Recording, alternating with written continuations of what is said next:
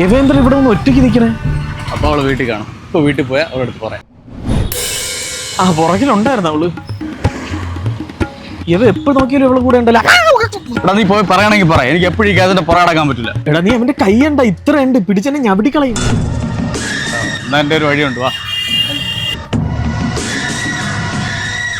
ഇവൻ ഒരിടത്ത് എന്തെങ്കിലും സ്ഥലം മാറി കളിക്കണേ. അവ എവിടെയെങ്കിലും കിട്ടും. നീ ഇത് പിടി, ലെറ്ററാ എഴുത്. പറ. ഞാൻ നിന്നെ സ്നേഹിക്കുന്നു, മാൻകിടാവേന്നായിരിക്കും. പെൺകിടാതെ. എടാ ഇതൊക്കെ വർക്കാവോ? നീ എഴുത്. ഇത് 80s കുറെ ഓടിയതാണ്. മനസ്സിൽ പാതി പകർത്ത്. എനിക്കറിയാം ഈ പാട്ട് ഞാൻ കേട്ടിട്ടുണ്ട്. സൈബർ സെക്യൂരിറ്റി കൊണ്ടുപോയി. ഇതെങ്ങനെ കൊണ്ടുകൊടുക്കുക? ആ മലത്തോട്ട കാലും അവിടെ നിന്ന് മാറണ്ടേ? നിനക്ക് പേടിയായിരിക്കും, എനിക്ക് പേടിയില്ല. അയ്യോ വായിച്ച് അവള് വായിച്ച്.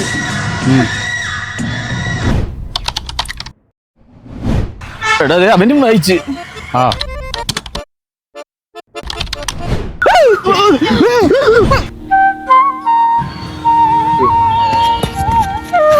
എന്താ ഇതിൽ എഴുതിയിരിക്കുന്നു? വായിച്ചില്ലേ? മേഡം പുറത്തായിരുന്നു, UK.